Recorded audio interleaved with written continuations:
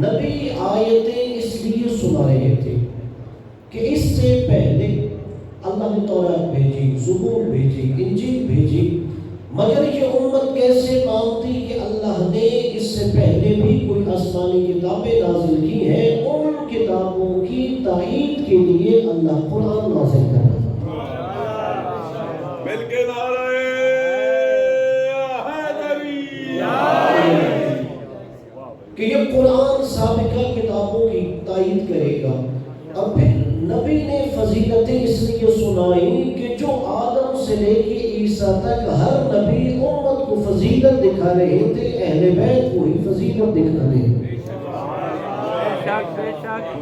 آپ قرآن پڑھیے سابقہ امتوں کے بارے میں، اللہ نے بار بار یاد دہانی کروائی کہ مثلاً وہ وقت یاد کرو جب آدم کو خلیفہ بنایا جا رہا تھا، وہ وقت یاد کرو جب جناب ابراہیم پر آتش نمرود کو گلزار بنایا جا رہا تھا، وہ وقت یاد کرو جب اسماعیل کے گلے پہ چھری چلائی جا رہی تھی، وہ وقت یاد کرو جب موسیٰ کے عصا کو اژدہا بنایا جا رہا تھا، وہ وقت یاد کرو جب موسیٰ کے لیے دریا میں راستہ بنایا جا رہا تھا، وہ وقت یاد کرو جب عیسیٰ کو پیدا ہوتے ہی بولوایا جا رہا تھا۔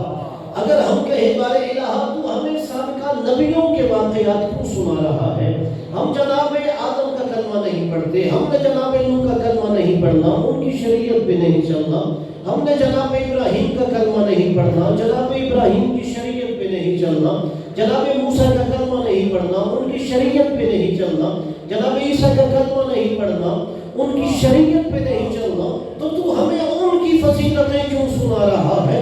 عجب نہیں، خدا کہے یہی تو تمہیں سمجھانا چاہتا ہوں، جن کا تم کلمہ نہیں پڑھتے، جن کی شریعت پہ نہیں چلتے، جب ان کے فضائل بھلا دینا اللہ کو گوارا نہیں ہے، تو جن کا کلمہ پڑھتے ہو، جن کی شریعت پہ چلتے ہو، ان کی فضیلتیں بھلا دینا کیسے گوارا ہو سکتا؟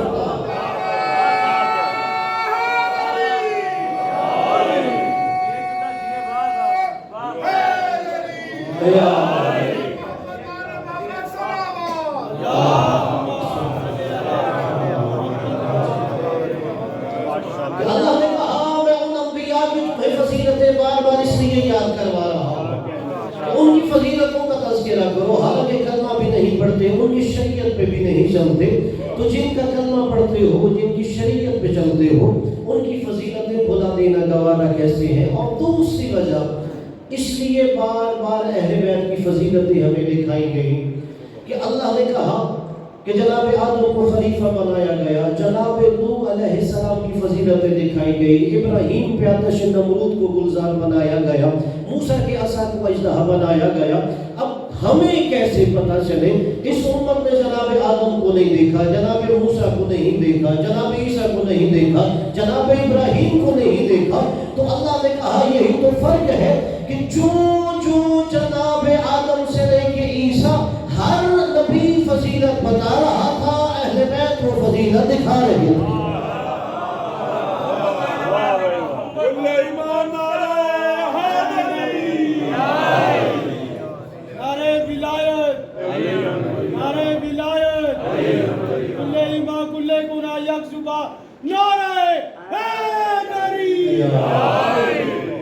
کہ جو فضیلتیں سابقہ انبیاء تمہیں بتا رہے تھے، وہی تمہیں اہل بیت فضیلتیں دکھا رہے تھے۔ اب شاید کوئی کہے اگر یہاں غیر شیعہ ہو یا میری آواز سنے، وہ کہے شاید یہ عقیدت ہے کہ یعنی جو انبیاء پرانے زمانے میں فضیلتیں ان کی بتا رہے تھے، وہی اہل بیت فضائل بتا رہے تھے۔ یہ کیسے ہمیں پتہ چلے کہ اہل بیت فضیلتیں دکھا رہے تھے؟ چونکہ چھٹے امام کا دن ہے۔ اچھا آپ سنتے ہو قرآن میں ہے، قصص انبیاء میں ہے کہ جناب ابراہیم علیہ السلام پر آتش نمرود کو گلزار بنایا گیا تھا۔ اب ہمیں کیسے پتہ چلے کہ جناب ابراہیم پہ آتش نمرود گلزار بن رہی تھی؟ چھٹے امام کی بزم ولایت سجی ہوئی تھی، کچھ لوگ سامنے بیٹھے ہوئے امام سے محبت کا اظہار کر رہے تھے۔ جیسے ہی محبت کا اظہار کیا، امام نے کہا ایسے کرو اگر تمہیں مجھ سے محبت ہے اس جلتی ہوئی آگ میں چلا لو،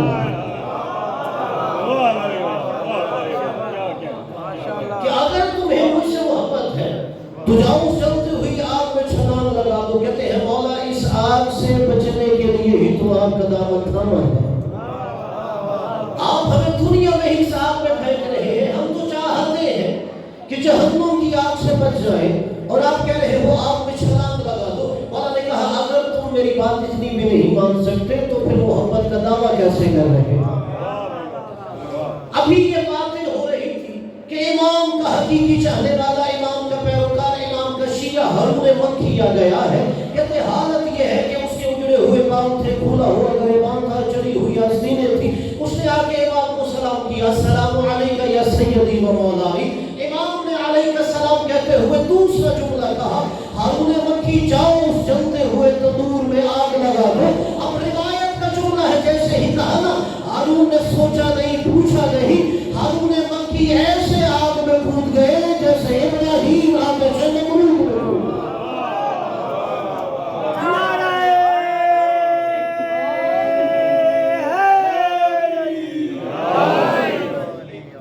جناب ہارون مکی نے نہیں پوچھا امام مجھے کیوں حکم دے رہے ہیں کہ آگ میں چھلانگ لگا دو. فوراً ہارون مکی نے ایسے جلتی ہوئی تنور میں آگ لگا دی جیسے گویا ابراہیم آتش نمرود میں چھلانگ لگا رہے تھے.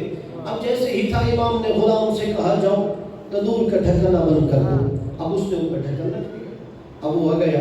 اب امام نے پھر ان لوگوں سے گفتگو شروع کر دی. اب امام گفتگو کر رہے ہیں مگر وہ جو سامنے بیٹھے ہوئے تھے ان کا ذہن امام کی طرف نہیں ہارون مکی کی طرف تھا. اب وہ سوچ رہے تھے کہ وہ جل گیا ہوگا، اب وہ تو ختم ہو گیا ہوگا، وہ بھن گیا ہوگا، وہ تو بالکل اس کا نام و نشان نہیں رہ گیا ہوگا. اب تھوڑی دیر کے بعد امام سے وہ کہتے ہیں کہ مولا وہ جو ہارون مکی نے تندور میں چھلانگ لگائی ہے اس کا بھی تو پتہ کیجیے. امام علیہ السلام نے کہا اسے وہیں پڑا رہنے دو، میں نے اسے حکم دیا ہے، اس نے حکم کی تعمیل کر دی ہے، وہ وہیں تندور میں آرام اسے کرنے دو. جب کافی دیر گزر گئی اور امام نے ان کے چہروں پہ پریشانیاں دیکھی، اب امام نے کہا اچھا چلو جاؤ دیکھتے ہیں کہ وہ تندور میں اس کی حالت کیا ہے. اب جیسے ہی امام علیہ السلام نے اس کے تندور سے ڈھکنا اٹھایا، وہ ایسے لگ رہا تھا جیسے گلستان جنت میں بیٹھا ہے. وہ ایسے لگ رہا تھا جیسے گلستان جنت میں بیٹھا ہے. اب جس کے ذہن میں امام صادق کی ولایت ہے اسے نواز شب جیسا لطف آئے گا. اب امام نے جیسے ہی ڈھکنا اٹھایا ایسے لگ رہا تھا وہ جیسے گلستان جنت میں بیٹھا ہو. اب لوگ کہیں گے اچھا ابراہیم تو اس لیے آگ گلزار ہو گئی چونکہ وہ اللہ کے نبی تھے. نہیں، اگر دونوں کو دیکھنا ہے کہ جناب ابراہیم پہ آتش نمرود گلزار ہو گئی، یہاں پہ ہارون مکی پر بھی آگ گلزار ہو گئی، دونوں میں ایک چیز مشترک تھی. ابراہیم کو قرآن شیعہ کہہ رہا ہے، ہارون مکی کو میرا چھٹا امام شیعہ کہہ رہا ہے.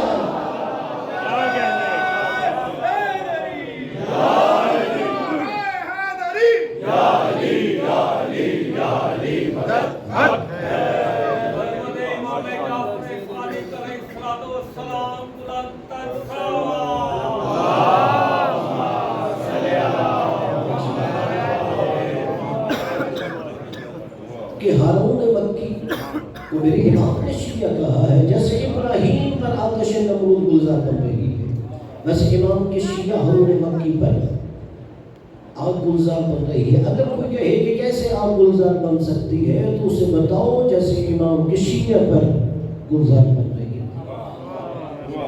پھر ہمیں قرآن نے بتایا کہ جناب موسیٰ علیہ السلام کے عصا کو اژدہا بنایا گیا، کہ جناب موسیٰ کے زمانے میں جادو کا زور چلتا تھا اور ہر نبی کا معجزہ اس زمانے کے حساب سے ہوتا ہے.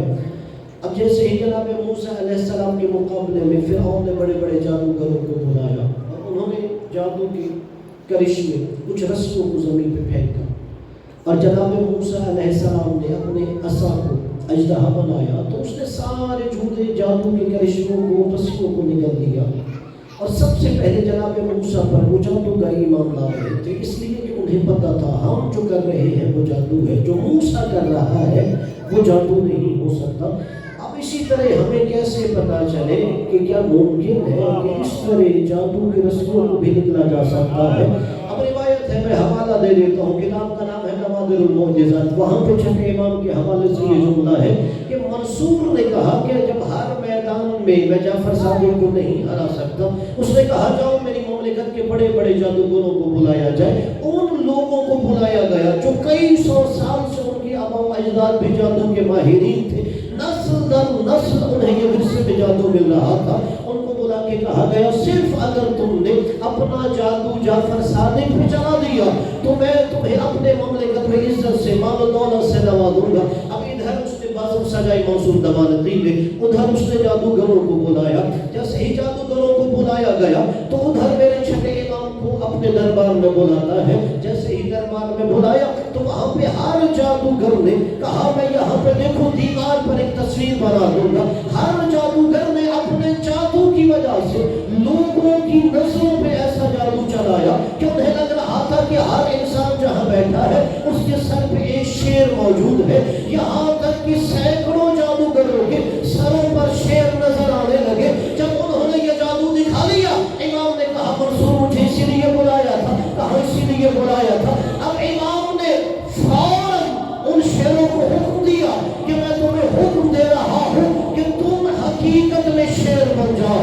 وہ تصویر شیر میں بدلتے ہوئے ہر جادوگر کو وہیں پہ نکل لیتا ہے۔ منصور دماغ کی سہم جاتا ہے، چھٹے امام سے کہتا ہے ایک شیروں سے کہو کہ جن جادوگروں کو نکلا ہے انہیں نکل دے۔ میرے چھٹے امام نے وہی جملہ کہا میں کیسے انہیں کہہ دوں؟ اگر موسیٰ کے عصا میں جادو کے کرشموں کو نکلنے کے معلوم نہ ہوگا تو یہ بھی کر دے۔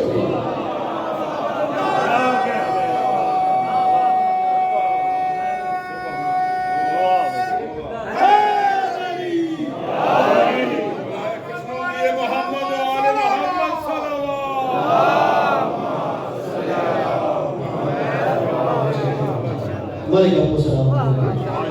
امام نے وہی جواب دیا ہے کہ اپنے معجزے کو جناب موسیٰ علیہ السلام کے عصا سے ملا کیا۔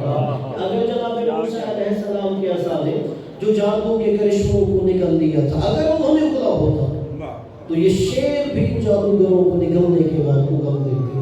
تو جو سابقہ امتوں میں انبیاء بتا رہے تھے وہی اہل بیت دکھا رہے تھے۔ اور پھر اگر امام صادق کی زندگی آپ دیکھیے، ہمارے 12 اماموں میں سے جس امام نے سب سے طولانی زندگی گزاری ہے وہ امام صادق ہے۔ امام کی ظاہری حیات 65 برس تھی اور سارے اماموں میں سب سے طولانی زندگی امام صادق کی تھی۔ آپ نے 12 سال اپنے دادا امام علی زین العابدین علیہ السلام کے ساتھ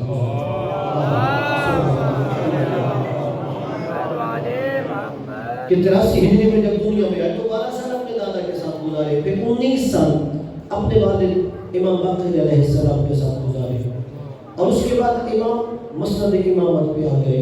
تقریباً 34 سال تک ظاہری امام کا امامت کا زمانہ ہے۔ جو ظاہری امامت کا زمانہ ہے تو آپ نے امی بادشاہوں کا زمانہ دیکھا اور 2 عباسی بادشاہوں کا زمانہ دیکھا۔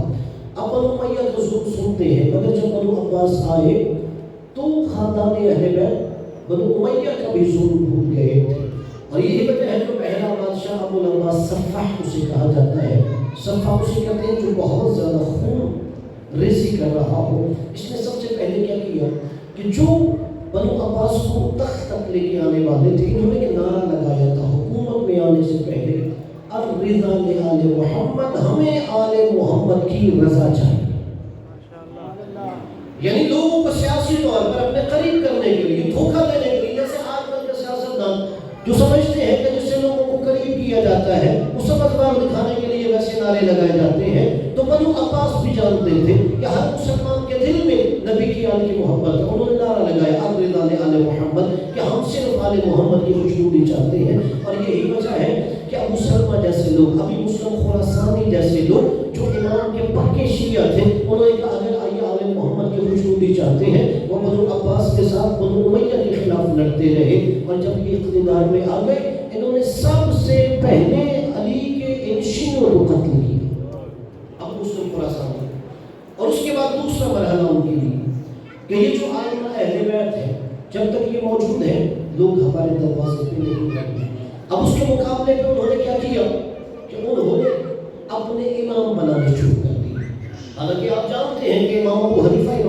کا شاگرد تھا، امام شافعی امام صادق کا شاگرد تھا، امام شافعی امام مالک امام صادق کا شاگرد تھا، امام شافعی امام کے شاگرد کا شاگرد تھا، امام احمد بن حنبل امام کے شاگرد کا شاگرد تھا۔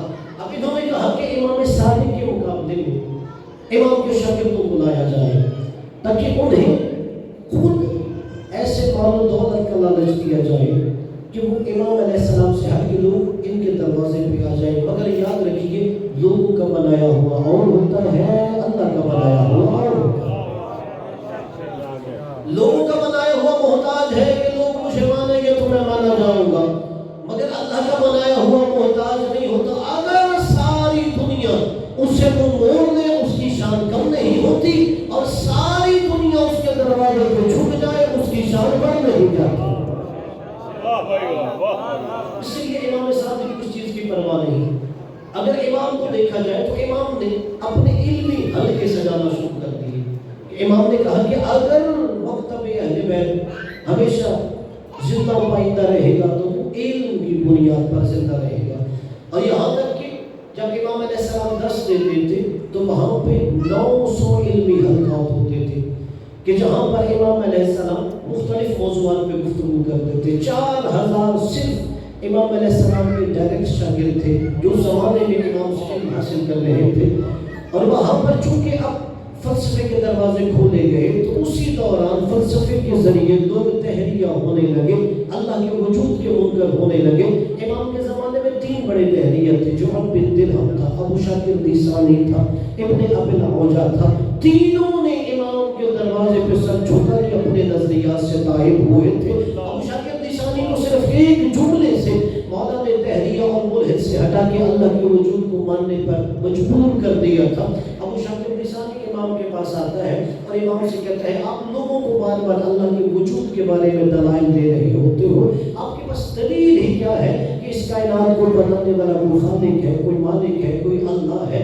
امام نے دیکھا کہ ابو شاکر اکیلا نہیں آیا، اس کا بیٹا بھی ساتھ آیا ہے، اور آپ دیکھتے ہیں کہ بس اوقات بچوں کے ہاتھ میں جو ہو اگر اچانک انہیں چلنے کو کہیں ویسے چل پڑتے ہیں۔ اس کے بیٹے کے ہاتھ میں انڈا تھا۔ امام نے کہا ابو شاکر مجھے یہ بتا، اگر ایک قلعہ بند ہو اور اس قلعہ کے اندر 2 دریا بہ رہے ہو، ایک سونے کا دریا بہ رہا ہو، دوسرا چاندی کا دریا بہ رہا ہو، سونے کا دریا چاندی سے نہیں ملتا، چاندی کا دریا سونے کے دریا سے نہیں ملتا، اور کہا حالت یہ ہے کہ اس قلعے کی دیواریں ایسے بند ہیں کہ ہوا بھی گزرنے کی اجازت نہیں مل رہی، اور کچھ عرصہ بعد دیکھا جائے اسی قلعہ کے اندر سے اگر ایک مخلوق پیدا ہو جائے تو بتاؤ اسے پیدا کرنے والا کون ہو سکتا ہے؟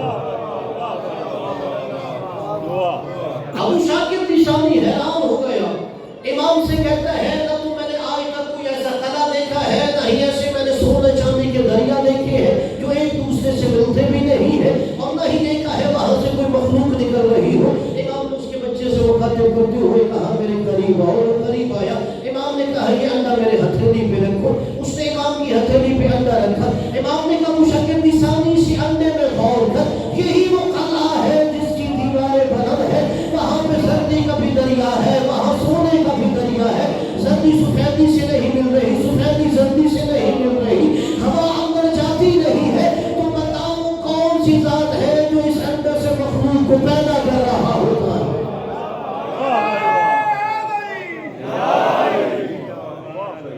یہ ابو شاکر دیسانی تھا۔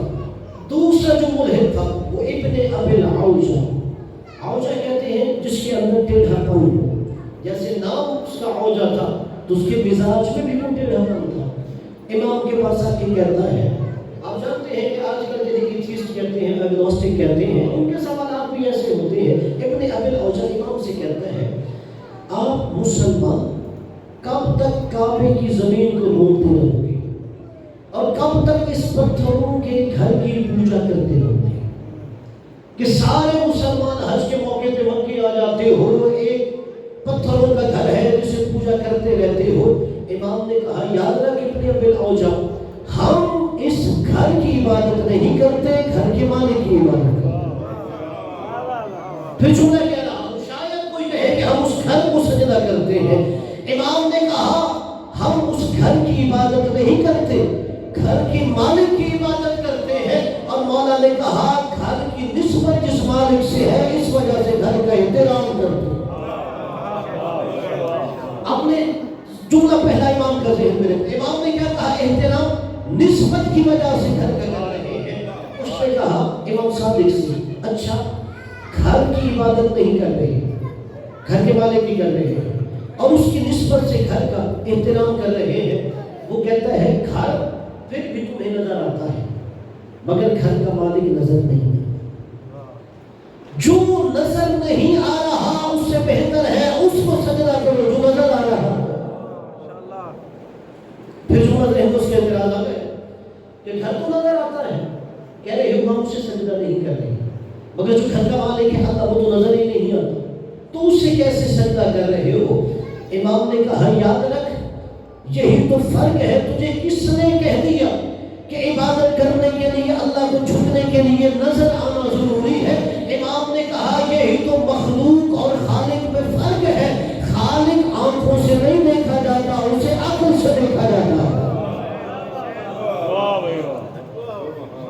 امام نے فرمایا اللہ کی معرفت اسے ہوتی ہے جو اپنے عقل سے اسے پہچاننا چاہتا ہے۔ امام نے کہا وہ آنکھوں سے نظر نہیں آتا، وہ عقل سے نظر آتا ہے۔ جب تو عقل کے ذریعے اسے دیکھنا چاہے گا تو وہ اپنی مظاہر قدرت سے تجھے نظر آ جائے گا۔ پھر وہ کہتا ہے اچھا اگر تمہارا اللہ ہے تو یہ کیسے ممکن ہے؟ اگر وہ زمین پہ ہوگا تو آسمان پہ نہیں ہوگا، اگر آسمان پر ہوگا تو زمین پر نہیں ہوگا۔ امام نے کہا ابن ابی الاوجاع تجھے اللہ کی معرفت ہی نہیں ہے، تجھے کس نے کہہ دیا کہ خالق اگر زمین پہ ہو تو آسمان پہ نہیں ہو سکتا، آسمان پہ ہو تو زمین پہ نہیں ہو سکتا؟ امام نے کہا یہ مخلوق کی صفت ہوتی ہے، خالق کہتے ہی اسے ہے جو اپنی قدرت سے ہر جگہ پہ موجود ہوتا ہے، جو اپنی قدرت سے، اپنے جسم سے نہیں، اپنی قدرت سے ہر جگہ پر موجود ہوتا ہے۔ اگر آپ اس کے اعتراض میں غور کریں، اس نے دو وجہ سے اعتراض کیا۔ امام نے کہا ایک نسبت کی وجہ سے تجھے سمجھ کامہ نہیں آ رہا، دوسرا اللہ کے غائب ہونے کی وجہ سے تجھے اللہ پہ ایمان نہیں آ رہا۔ یعنی امام نے کہہ دیا جو بے دین ہوتا ہے دو وجہ سے ہوتا ہے، جب وہ غائب پر ایمان نہیں رکھ رہا ہوتا، جب وہ نسبت کا منکر ہو رہا ہوتا ہے۔ شیعہ نے حیدر کرار ناز کیا کرو ہمیں غیب پر اتنا ایمان ہے کہ آج ہمارا 12واں پردہ غیبت میں موجود ہے، ہمیں نسبت پہ اتنا یقین ہے کہ پوری عزاداری کے سلسلے سے ہم ہی وابستہ ہے۔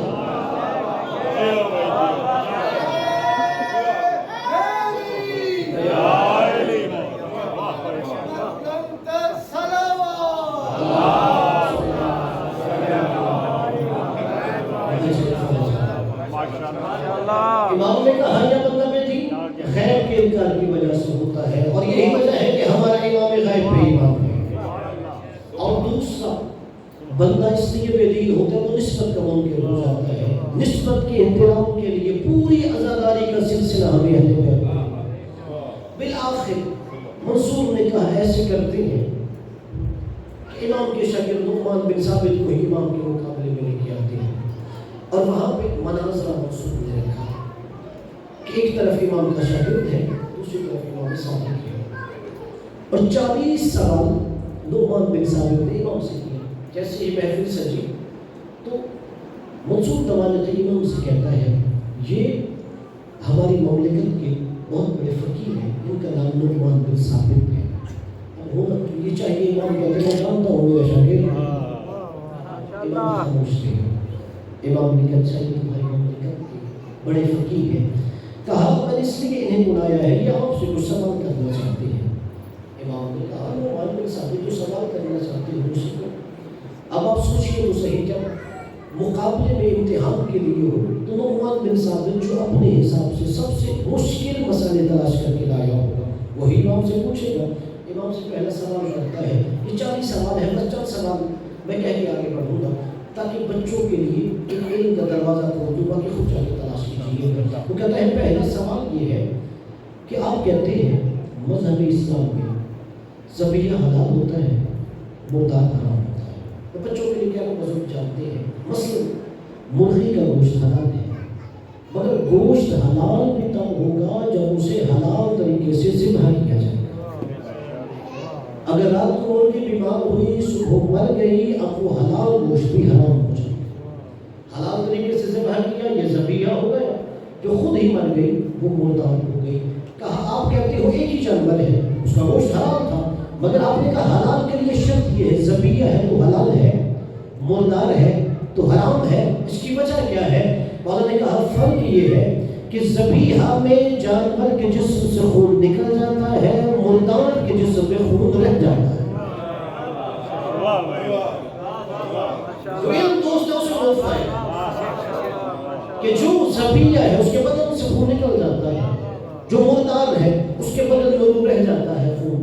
تو وہ کہتے ہیں حرج ہی کیا ہے جب اللہ نے اس جانوروں کو حلال کر دیا کہ اگر اس کے جسم میں خون رہ بھی جائے، بدن سے خون نہیں بھی نکلتا تو اس میں نقصان کیا ہے؟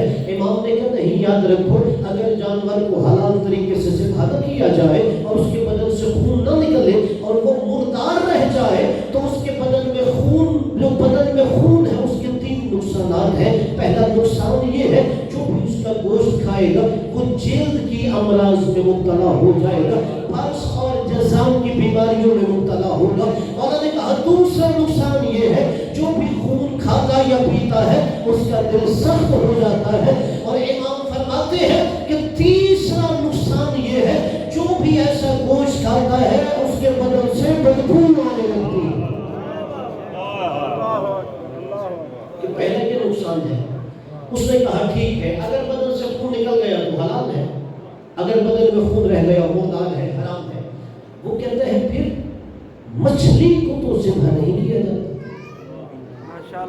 اگر یہی معیار ہے اسلام میں، ذبح کرو گے خون نکل گیا وہ حلال ہے، اگر بدن میں خون ہے تو حرام ہے، تو پھر مچھلی کو تو ذبح نہیں کیا جاتا. پھر مچھلی کیسے رہا؟ آپ کی پریشانی بتا رہی ہے کہ پہلے یہ جملہ سمجھانا.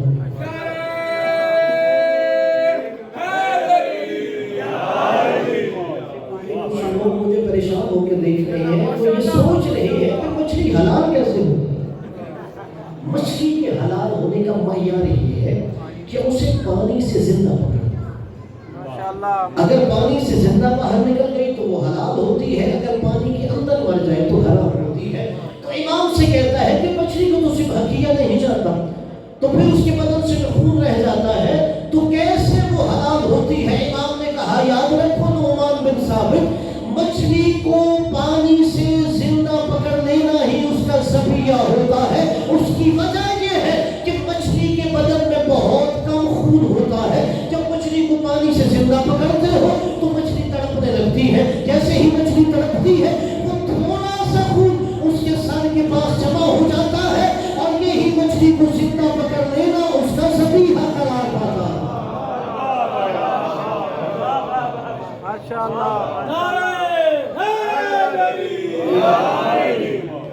وہ کہتے ہیں اچھا اب ہم بازار چلیں گے.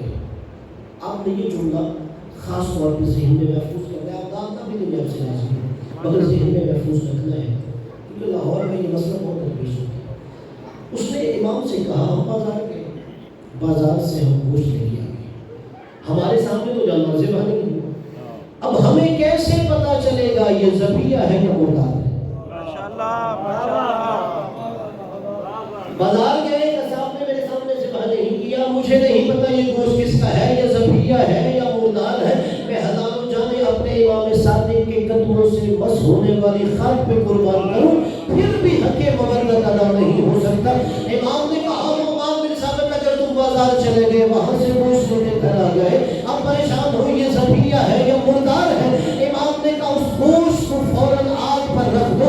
اگر آگ پر رکھنے کی وجہ سے وہ گوشت سکڑ جائے تو سمجھو ذبیحہ ہے، اگر پھیل جائے سمجھو مردار ہے. ماشاءاللہ.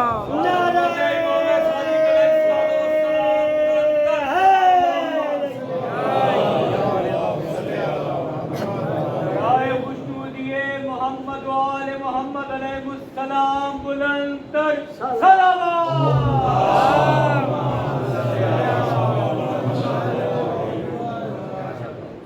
وہ کہتے ہیں اچھا پھر مجھے یہ بتائیے کہ جو اللہ نے حکم دیا ہے کہ نماز پڑھنے کا، کہ نماز عربی میں پڑھنی ہے، کہ اللہ باقی زبانیں نہیں آتی. ماشاءاللہ. یہ کیوں حکم دیا گیا ہے کہ نماز عربی نہیں پڑھنی ہے؟ امام نے کہا اس لیے اللہ نے حکم دیا ہے کہ نماز عبادت عربی زبان میں کرو تاکہ عبادت کا طریقہ اپنی اصلی حالت میں باقی رہے، تاکہ نماز میں تغیر و تبدل نہ ہو.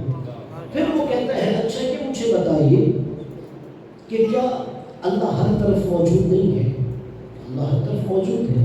کہ جب اللہ ہر طرف موجود ہے تو اللہ نے یہ کیوں کہا کہ نماز جب بھی پڑھنی ہے تو اپنا منہ قبلہ کی طرف کرنا ہے؟ امام نے کہا یہ بھی اللہ اپنے بندوں کو نظم و ضبط سکھا رہا تھا کہ جب وہ ایک ہی طرف منہ کر کے عبادت کریں گے تو اللہ انہیں نظم و ضبط کا پابند بنا دے گا. کہتا ہے اچھا اللہ چاہتا ہے کہ یہ میرے بندے ڈسپلن سیکھ جائیں، نظم و ضبط سیکھ جائیں، تو پھر یہ بتائیے اللہ نے نظم و ضبط کے لیے موت کا ایک وقت مقرر کیا. ماشاءاللہ ماشاءاللہ. اللہ اور نظم و ضبط سکھا دے کہ ہر بندے کے لیے موت کا ایک وقت مقرر ہے جو اللہ اس کے دل میں ڈال دیتا، فلاں بیماری سے مرے گا یا فلاں عمر میں مرے گا. امام نے کہا سنو یہ بھی رحمت خدا بندی ہے کہ اللہ نے موت کا وقت مقرر نہیں کیا. اللہ چاہتا ہے میرا بندہ ہر وقت میری بارگاہ میں آنے کے لیے تیار ہونا چاہتا کہ اگر اللہ موت کا وقت مقرر کر دیتا یہ لوگ ساری زندگی اس کی نافرمانیاں کرتے کہ ابھی موت میں بڑا وقت پڑا ہے، آخری وقت میں توبہ کر لوں گا. اللہ نے اس کے وقت مقرر نہیں کیا. پھر وہ امام سے کہتے ہیں اچھا مجھے یہ بتائیے کہ آپ اپنے نسب پہ فخر کرتے ہیں کہ ہم آل رسول میں سے ہیں، ہم سادات میں سے ہیں. جو سادات ہیں ان کی خصوصی توجہ چاہوں گا، اس سے شکر ادا کیا کرو. امام سے کہتا ہے نعمان بن ثابت ابو حنیفہ کہ آپ اپنے سیادت پہ فخر کرتے ہو کہ ہم نسل رسول میں سے ہیں. یہ کون سا بڑا فخر ہے کہ آپ کا خاندان سید ہے؟ امام نے کہا سن ابو حنیفہ ہمارے سید ہونے کے لیے یہی کافی ہے. لوگ ہمارے نسب میں آتے ہیں، ہم کسی کے نسب میں نہیں آتے.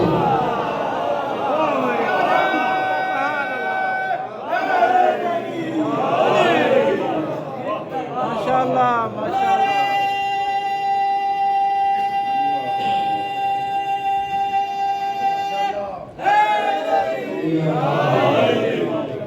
امام نے کہا لوگ ہمارے نسب میں آتے ہیں، ہمارا نسب اتنا بلند ہے کہ کبھی کسی سید کو نہیں دیکھو کہ وہ کسی اور کے نسب میں جا رہا ہو.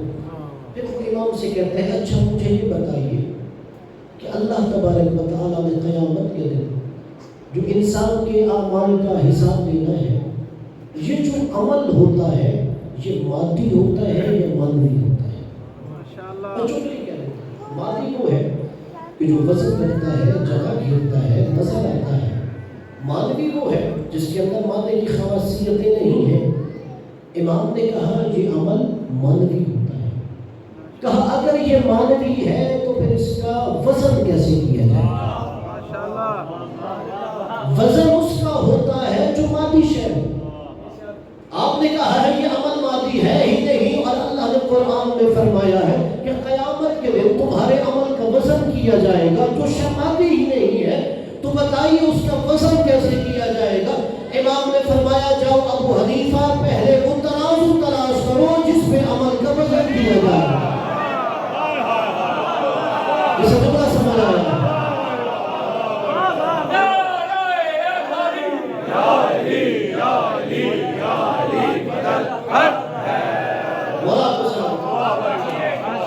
امام نے کہا جاؤ پہلے ترازو تلاش کر جس پہ عمل کا وزن کیا جاتا ہے.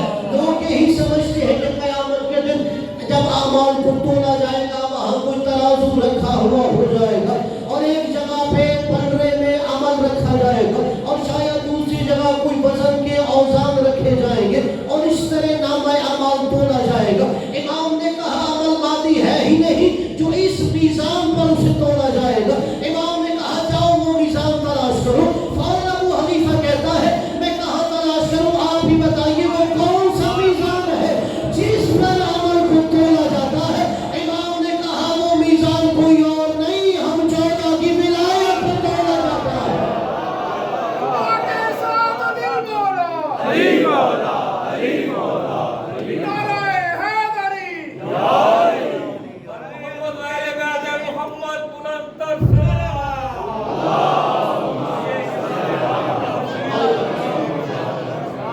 امام نے فرمایا وہ میزان یہ مادی میزان نہیں ہے بلکہ تمہارے عمل کا میزان ہم 14 کی ہدایت ہوتا ہے.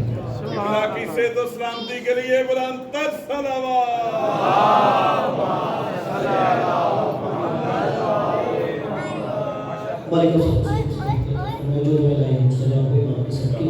امام نے فرمایا وہ جو میزان ہے وہ ہماری محبت اور ولایت ہے. اگر تمہارے دل میں ہماری محبت اور ولایت ہے تو اس کا مطلب یہ ہے کہ تمہارے عمل میں وزن آ جاتا ہے. اور یہی وجہ ہے کہ اس نے سوال کیا کہ میں دیکھتا ہوں جو آپ کا چاہنے والا ہے وہ عمل میں کمزور ہوتا ہے، جو آپ کا دشمن ہے وہ عمل میں آگے ہوتا ہے. امام نے کہا اس لیے کہ اللہ کو پتہ ہے کہ ہمارے دشمن کا عقیدہ خراب ہے، جتنا بھی عمل کرتا ہے اسے فائدہ نہیں ہوگا.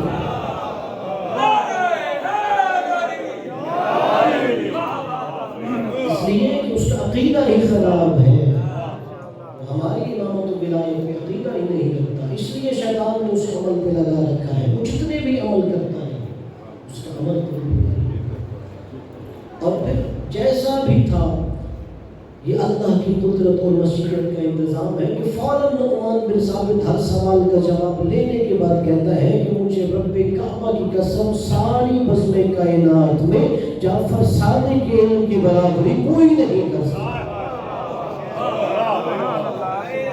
جناب امام جعفر الصادق علیہ السلام بلند تر صلوات.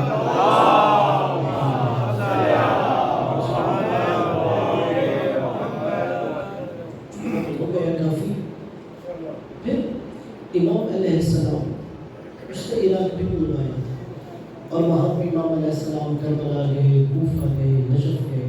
اور اس لیے جتنی زیادہ آپ زیارات پڑھتے ہیں وہ چھٹے امام سے منقول ہیں کہ امام نے تمہیں بتایا کہ کربلا جاؤ، امام کو سلام کیسے کرنا ہے. چھٹے امام نے بتایا مولا علی کی شہادت کے بعد پہلی دفعہ یہ وہ مقام ہے نجف کا جہاں مولا علی علیہ السلام کو دفن کیا گیا. اور پھر امام صادق اپنے گھر میں خود صف اعظم بچھایا کرتے تھے.